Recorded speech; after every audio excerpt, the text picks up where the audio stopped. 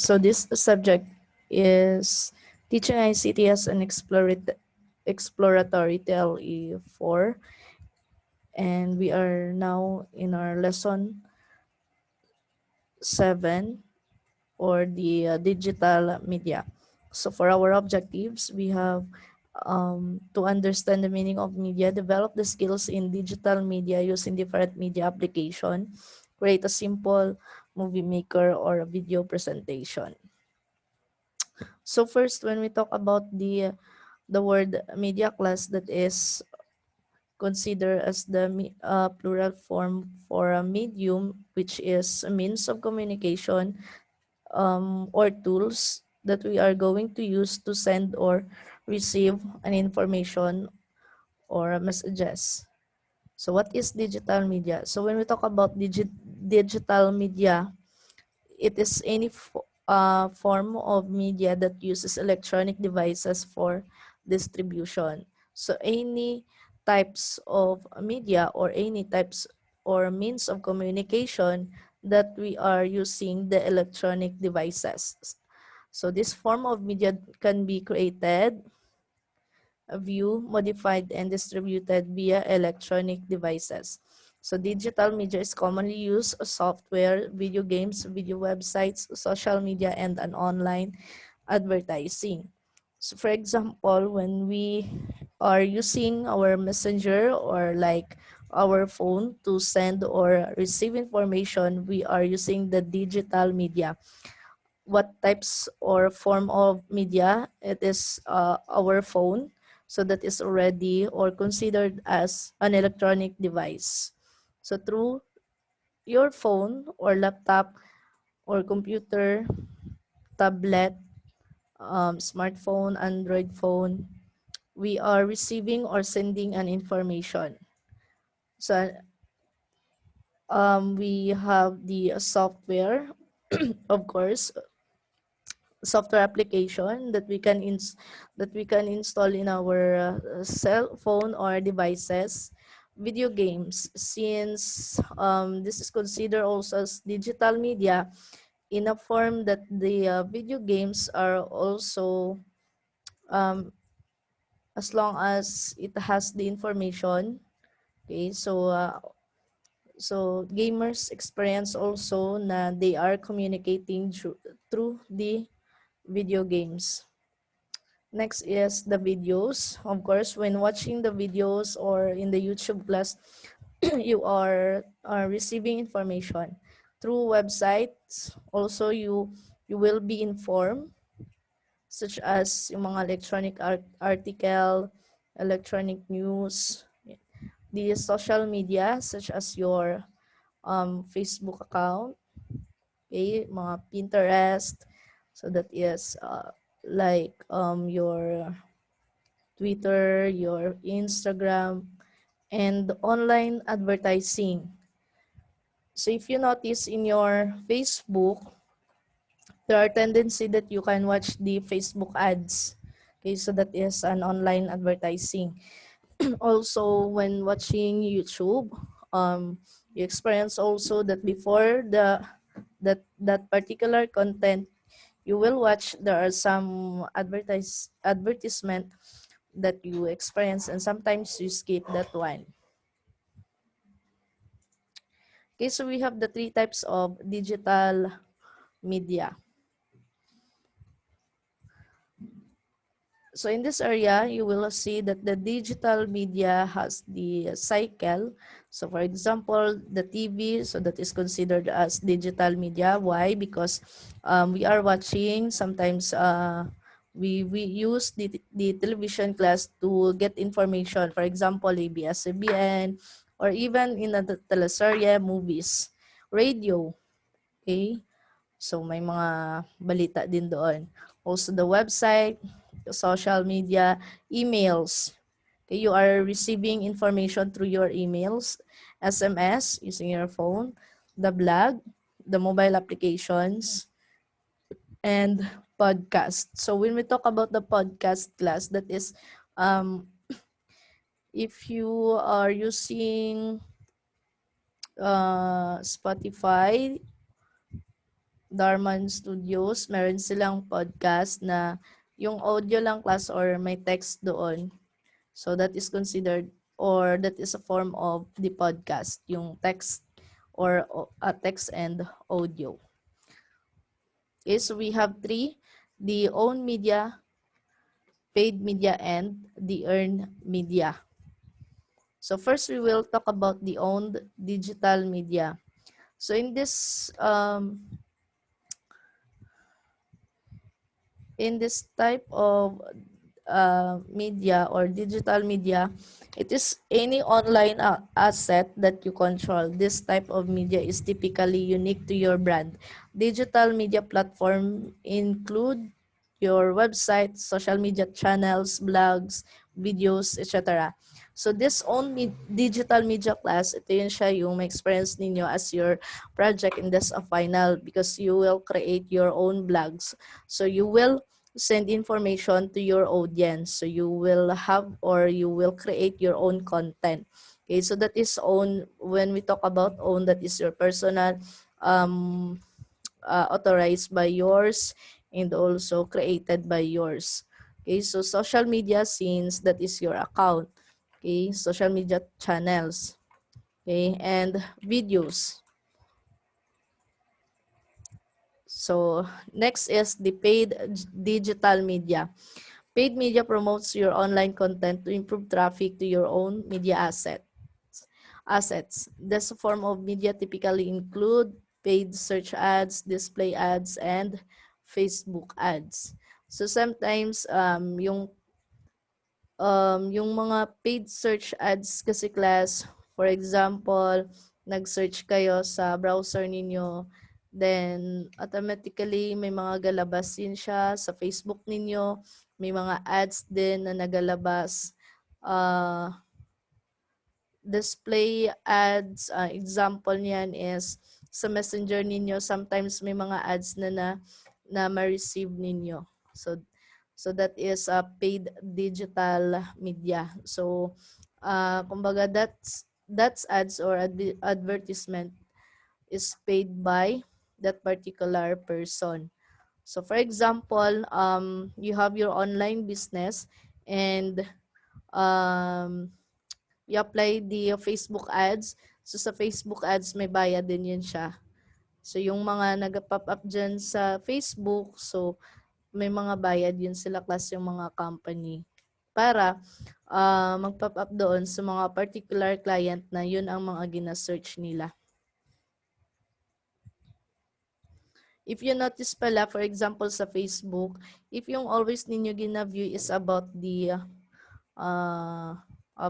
online clothes or mga dress or mga shoes, you will notice class na yung Facebook ninyo is automatic nag-suggest siya or may mga ads na nagalabas about your interest.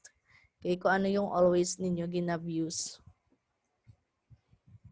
The next we have the earn digital media. So the word is earn. So you are earning, you are paid by. So it is an advertising generated by your customers.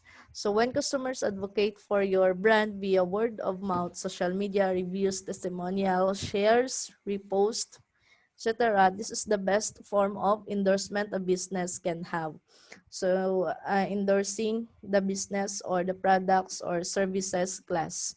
Okay, so that is earned media. So the word is when customer advocate for your brand. Okay, so for example, ikaw owner and then you have the may customer ka, siya na yung mismo class na nag-advertise ng products mo or services or your company. Next is the digital citizenship. It is referred to the responsible use of technology by anyone who uses computers, the internet, and the digital devices to engage with society on any level.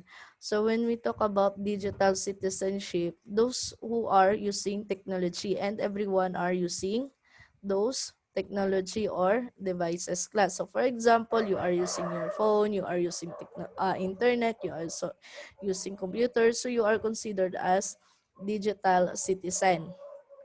Okay, so that means you are not just for you to be literate, you are not just a user alone.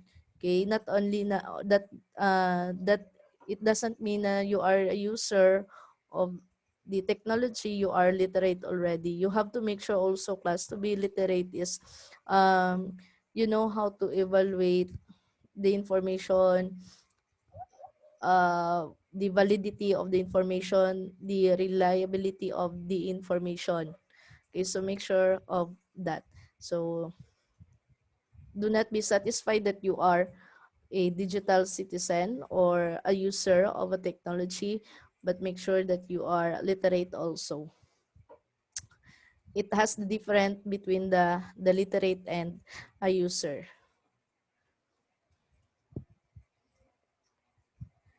So next is we have the elements of digital citizenship.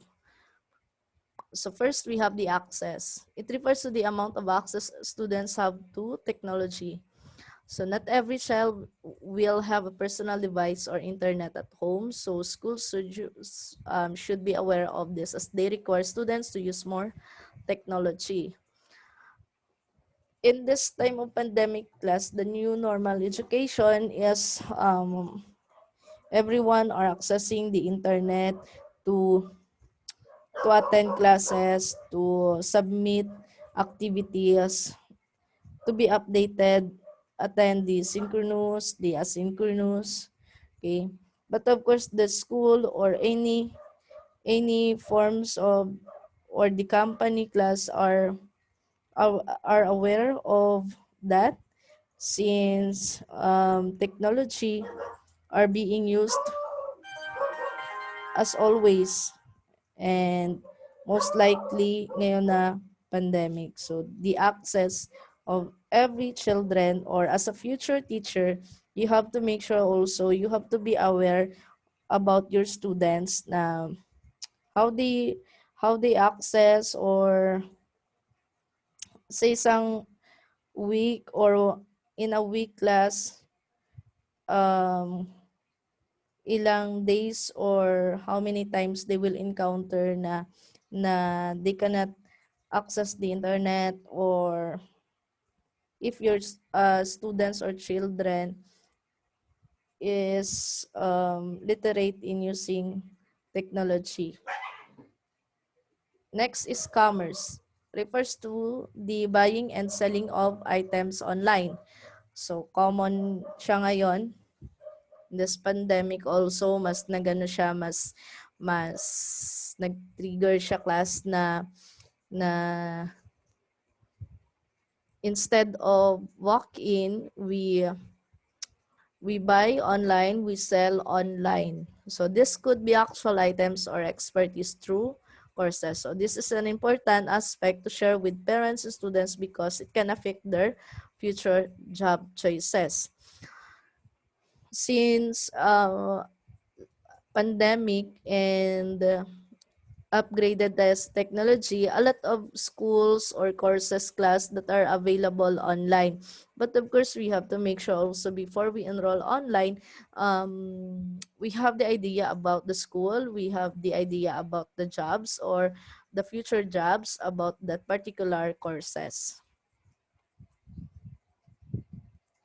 Since in buying and selling or advertisement endorsing the products or services, you are not 100% that the advertisement or their statement is true, or they give you the exact information, di ba? Kasi sometimes that is just a propaganda. Next is the community and collaboration. It includes digital relationship, since in collaboration, you are attending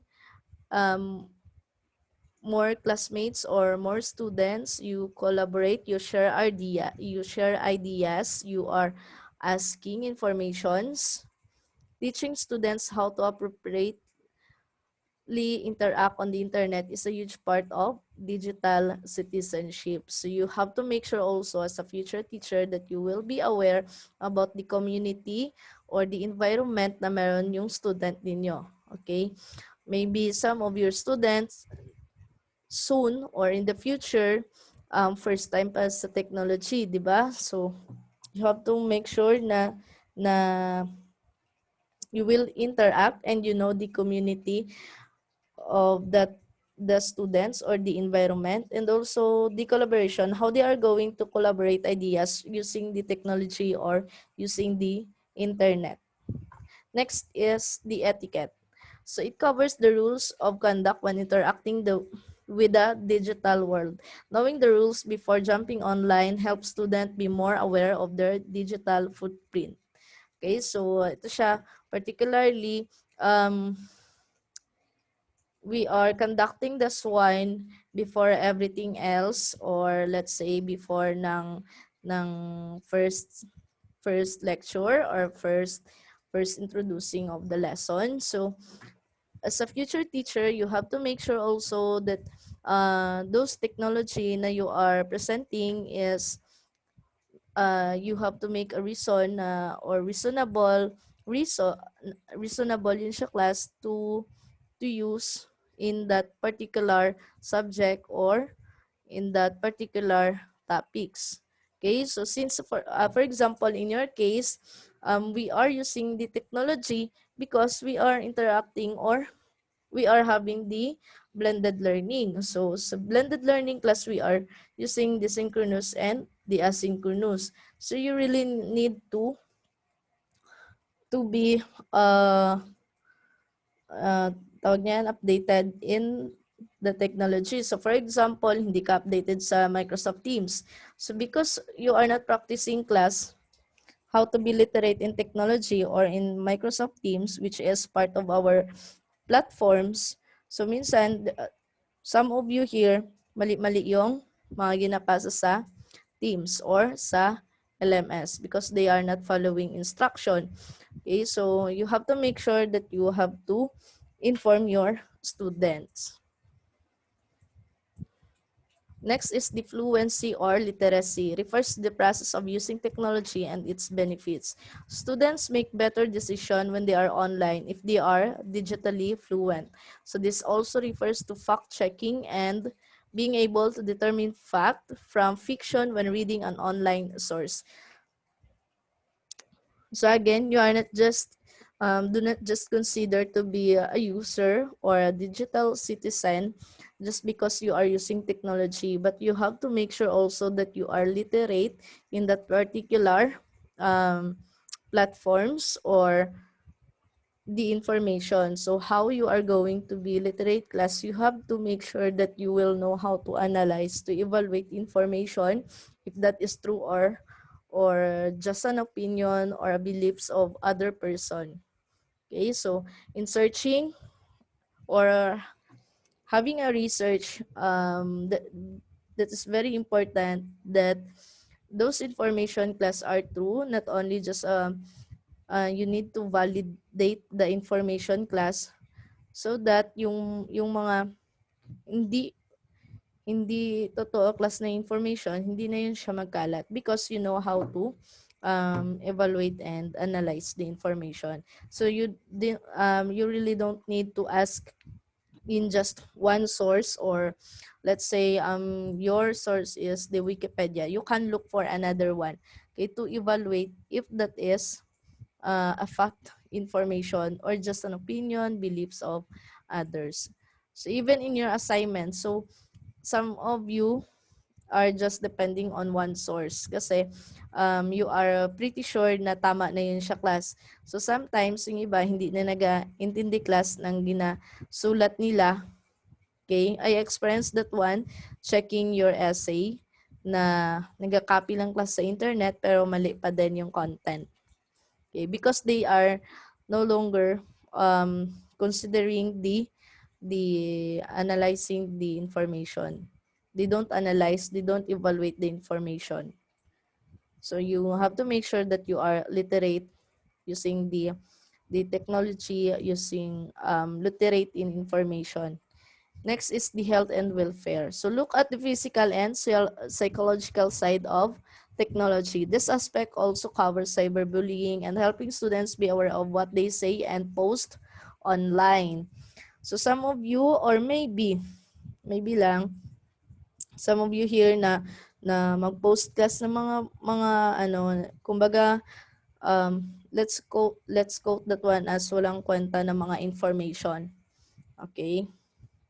And you know what are those information, or sometimes it affects also class ng cyberbullying, and that is very common problem in this updated technology, no? Because not all the users are literate. So may mga nangyayari na mga cyberbullying, and also it affects their physical, their emotions, the psychological side class. Okay, so may mga tendency or may mga cases tayo na maano sa TV or sa mga news na may mga suicide na nangyayari it because of the cyberbullying or any other form about the technology naman ng mga cybercrime. Okay, next is the law. So it consists of the responsibility of using technologies. Laws are there to protect the people who uses devices like smartphones, laptops, and tablets.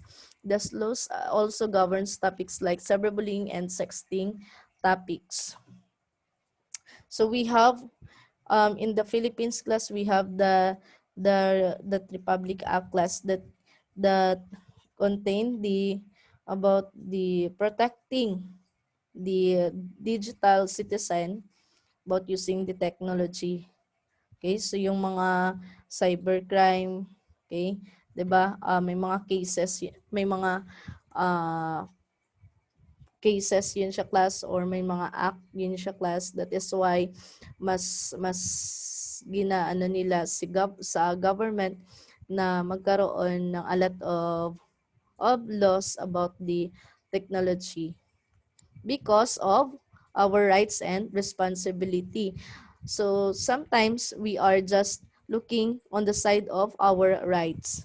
We have the rights about the freedom of speech, but we don't really understand our responsibility. That is why merong mga digital war na nangyayari, or a war in the technology. So everyone is entitled to their own ideas and opinions.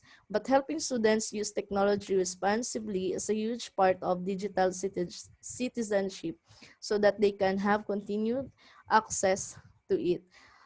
So helping you or your future students class na be responsible in their action through technology, it makes more it helps the people to be more literate. Okay, not only about looking the rights. Yes, you have the rights to post or any words, but you have to be responsible also, for example, about your post. So maybe it affects to other viewers or audience na minsan nagkakagulo class because we are not aware of our responsibilities. Next is the security and privacy. So consists of not only protecting technology from viruses and other bugs that threaten the use of a piece of technology, but also protecting personal information, teaching students to discern fraudulent websites and users is a huge key to keep them safe. Okay, if you remember, we already tackled about the cybercrime. So we discussed about the security and privacy. So for example,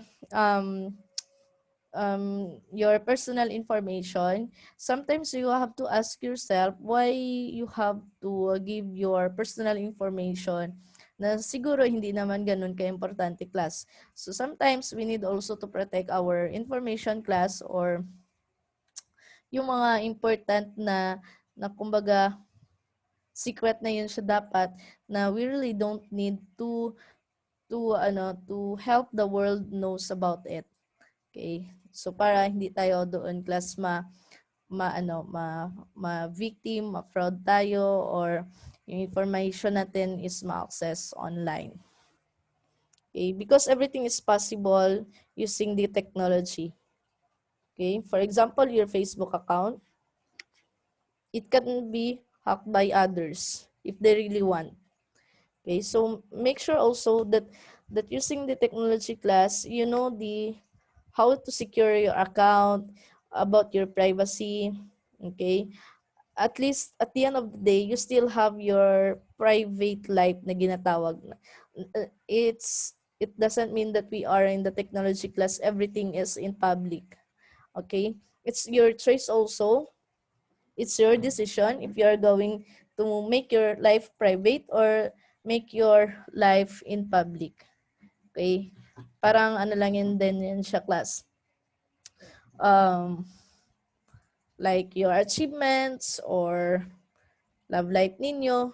So sometimes you make your love life public, and then kapag nag-break na gani naka-public man, so madamo ang chismis. Okay, so for example, yun sa mga vlogger, 'di ba?